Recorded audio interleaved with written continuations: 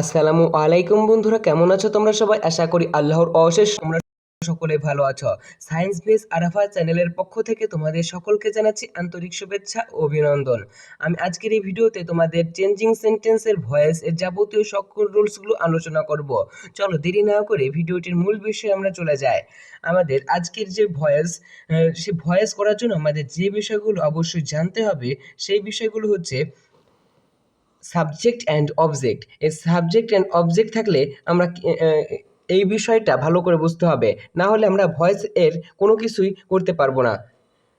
এর জন্য আমরা প্রথমেই সাবজেক্ট অ্যান্ড অবজেক্ট ভালো করে চিনে নিই। চলো শুরু করি। যদি কোথাও কোনো সাবজেক্ট সাবজেক্ট যদি আই থাকে, তার অবজেক্ট ফর্ম হচ্ছে মি। আর সাবজেক্ট যদি উই থাকে, তার অবজেক্ট ফর্ম হচ্ছে আস। আর ইউ থাকলে এর অবজেক্ট ফর্ম হচ্ছে ইউ।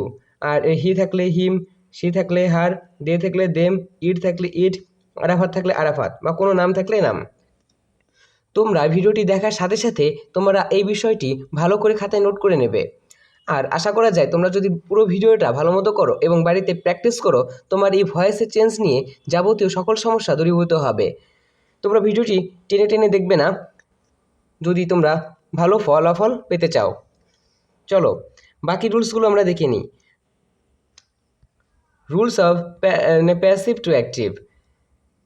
প্রশ্নে যদি am, is, are, was, war থাকলে এবং বাই থাকলে প্যাসিভ থেকে অ্যাক্টিভে রূপান্তরের নিয়ম। তাহলে আমরা কি করব? প্যাসিভ থেকে অ্যাক্টিভে রূপান্তর করব কিভাবে? যখন প্রশ্নে যদি am, is, are, was, were, am, is, are, was, were এর যে কোনো একটি থাকে, অর্থাৎ অ্যাম, ইজ, আর, ওয়াজ, ওয়ার এর যে কোনো একটি থাকে, অ্যাম, ইজ, আর, ওয়াজ, ওয়ার এর যে কোনো একটি থাকলে কি করব? আমরা অবজেক্ট বসাবো, verb one verb two plus subject. এই নিয়ম অনুযায়ী করব। প্রশ্নে আমরা আর কোনো কিছু দেখবো না। প্রথমেই দেখবো হচ্ছে প্রশ্নে সাহায্যকারী ভার্ব কোনগুলো আছে, অ্যামিজার আছে নাকি ওয়াজওয়ার আছে। অ্যামিজার থাকলে আমরা এখানে কি করব? রুলস অনুযায়ী ভার্ব ওয়ান ইউজ করব। রুলস অনুযায়ী ভার্ব ওয়ান ইউজ করব। আর যখন ওয়াজওয়ার থাকবে তখন আমরা ভার্ব টু ইউজ করব। আশা করি যে তোমরা বুঝতে পারতেছো। চলো এক্সাম্পলের মাধ্যমে এই রুলসটা আমরা ভালো করে ঝালাই করে নিই। এক্সাম্পল আমি রেখেছি, he he is respected by everybody. He is respected by everybody. এখানে আমাদের এই সেন্টেন্সটাতে দেখতে হবে সাবজেক্ট এবং অবজেক্ট কে। সাবজেক্ট এবং অবজেক্ট কে। এই সেন্টেন্সটা ভালো করে লক্ষ্য করলে আমরা দেখতে পাবো এখানে সাবজেক্ট হচ্ছে হি আর অবজেক্ট হচ্ছে কি এভরিবডি। এখানে সাবজেক্ট হচ্ছে হি, অবজেক্ট হচ্ছে এভরিবডি। তাহলে আমার কি করতে হবে? এই অবজেক্টটাকে সাবজেক্ট বানাতে হবে। অবজেক্টটাকে আমরা সাবজেক্ট বানাবো কি? সাবজেক্ট হিসেবে লিখতে হবে। তাহলে কি করেছি? প্রথমে দিতে হবে অবজেক্ট। এটা প্রথমে দিতে হবে কি? প্রথমে দিতে হবে হচ্ছে অবজেক্ট। প্রথমে যদি অবজেক্ট দিতে হয়, এখানে অবজেক্টকে, অবজেক্ট হচ্ছে কি এভরিবডি। তাহলে আমরা এভরিবডি লিখে দিলাম। প্রথমে দিলাম অবজেক্ট, পরে দিব কি? এখানে দেখতে হবে অ্যামেজারের মধ্যে কোনটা আছে। অ্যামেজারের মধ্যে কোনটা আছে? অ্যামেজারের মধ্যে ইজ আছে।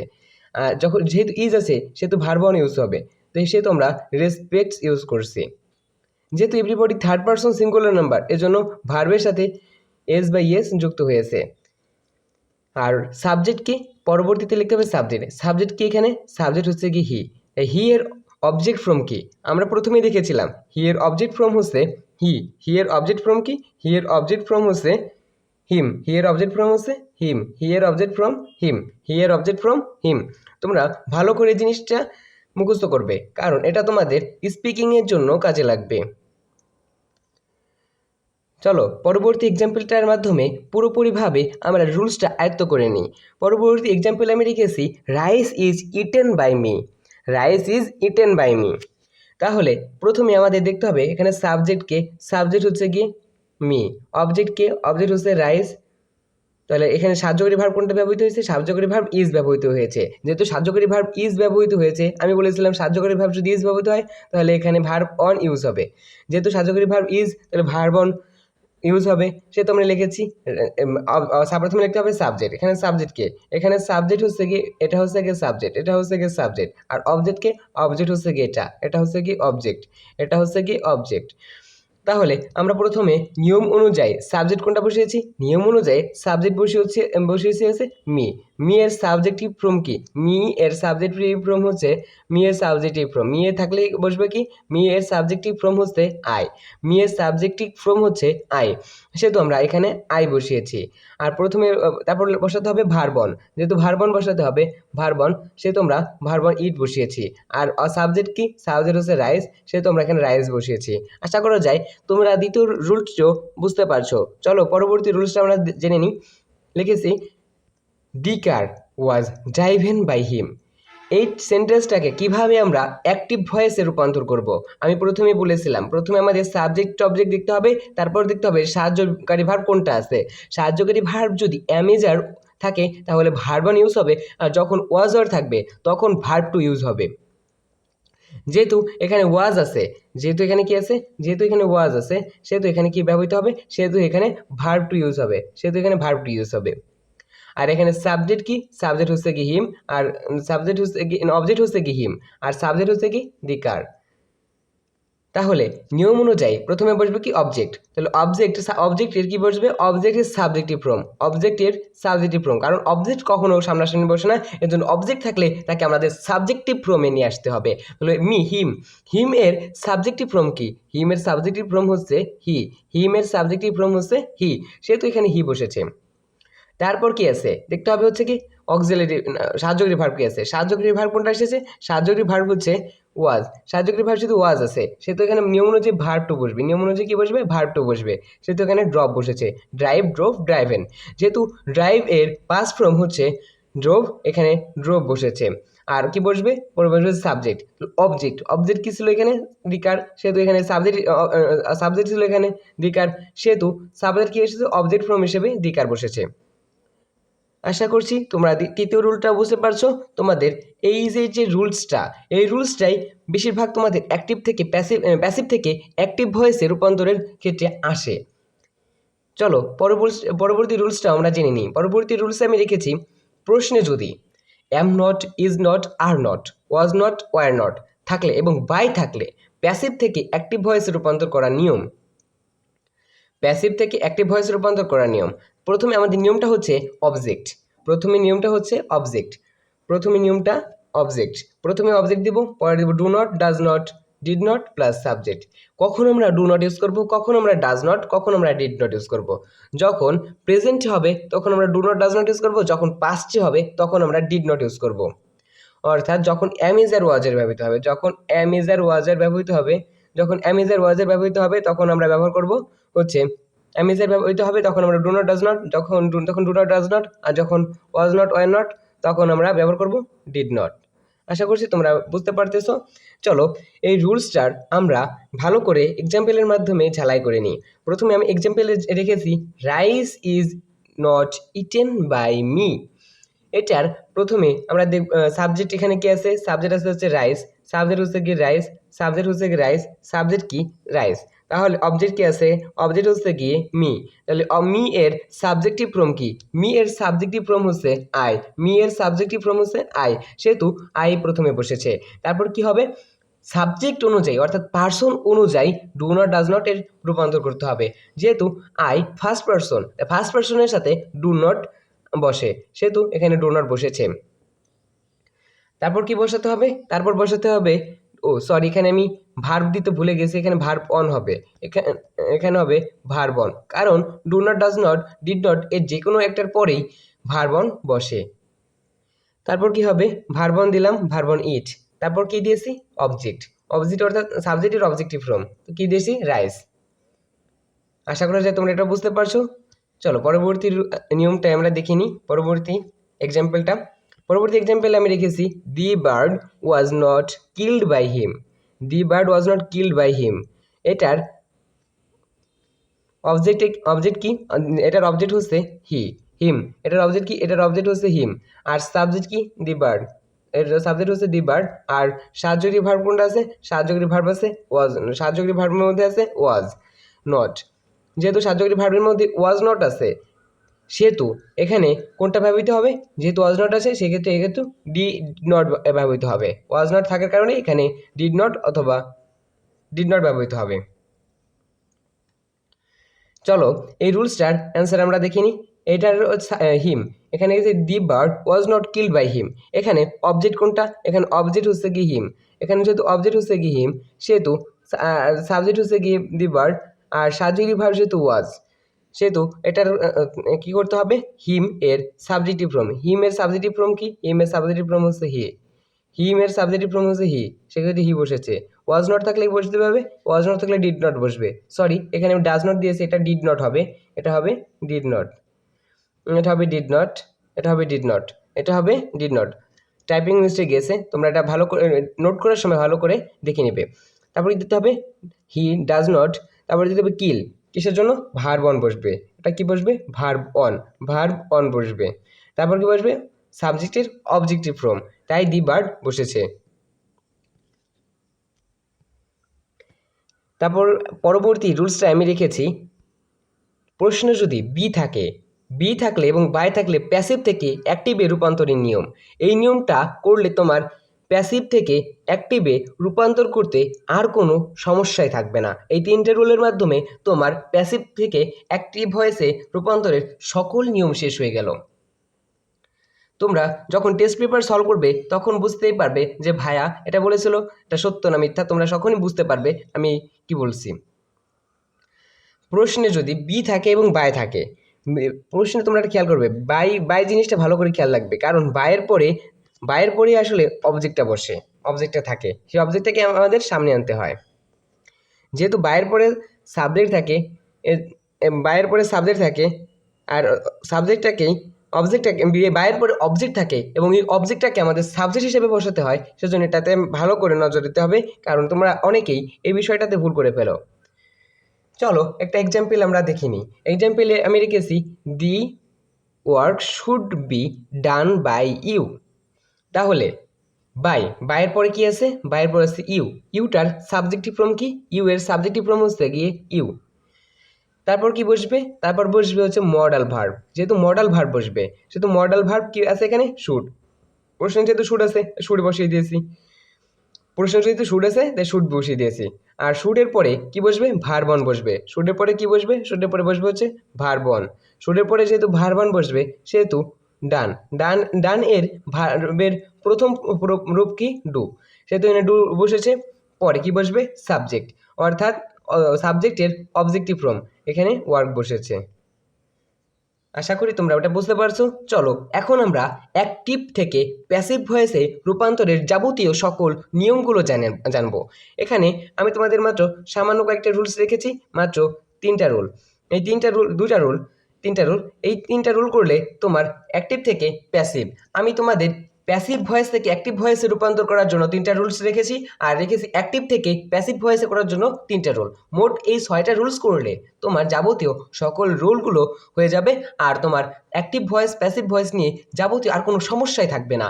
তোমরা সরাসরি টেস্ট পেপার গিয়ে সলভ করবে, দেখবে যে পুরোপুরিভাবে তোমরা সলভ করতে পারছো। চলো আমরা অ্যাক্টিভ থেকে প্যাসিভ ভয়েসের নিয়মগুলো জেনে নিই। নিয়মগুলোর মধ্যে রয়েছে কোনো সেন্টেন্সে ভার্বন থাকলে এবং ভার্বের সাথে যদি এস বা ইয়েস থাকে তাহলে অ্যাক্টিভ থেকে প্যাসিভ করার নিয়ম, অর্থাৎ প্রথমে আমাদের দেখতে হবে পুরো সেন্টেন্সটাতে ভার্বন আছে কিনা, অথবা ভার্বের সাথে এস বা ইয়েস আছে কিনা। যদি ভার্বের সাথে এস বা ইয়েস থাকে তাহলে আমরা বুঝতে হবে এটা ভার্বের প্রেজেন্ট ফর্মে আছে, তখন আমরা এই নিয়মটা ফলো করব। বা ভার্বের যদি প্রথম রূপ থাকে, কিছু কিছু ক্ষেত্রে ভার্বের সাথে এস বা ইয়েস কোনটাই যুক্ত থাকতে পারবে না, যেমন আইট রাইস, এই ইটের ভার্বের প্রথম রূপ বসেছে, সেক্ষেত্রেও আমরা এই নিয়মটা ফলো করব। চলো এক্সাম্পলটার মাধ্যমে আমরা দেখে নিই। এক্সাম্পলে আমি রেখেছি আইট রাইস, এখানে কি করতে হবে আমাদের, এখানে আই হচ্ছে গিয়ে সাবজেক্ট, আই হচ্ছে কি, আই হচ্ছে গিয়ে সাবজেক্ট, আই হচ্ছে সাবজেক্ট, ইট হচ্ছে গিয়ে ভার্ব, আর রাইস হচ্ছে গিয়ে অবজেক্ট, রাইস হচ্ছে কি অবজেক্ট, আর রাইস হচ্ছে অবজেক্ট, তাহলে এই অবজেক্টটাকে আমাদের কি করতে হবে, সাবজেক্ট বানাতে হবে। প্রথমেই আমাদের অ্যাক্টিভ থেকে প্যাসিভ ভয়েস রূপান্তর করার জন্য প্রথমেই আমাদের সাবজেক্ট অবজেক্টগুলো চিহ্নিত করতে হবে, তারপর আমরা নিয়মের দিকে তাকাবো। প্রথমে আমরা দেখি সাবজেক্টকে, সাবজেক্ট হচ্ছে কি আই, আর ভার্ব কি, ভার্ব হচ্ছে কি ইট, আর রাইস হচ্ছে অবজেক্ট। যেহেতু আমরা সাবজেক্ট অবজেক্ট ভার্ব এগুলো চিহ্নিত করেছি, এখন আমাদের নিয়ম অনুযায়ী এটা করার পালা।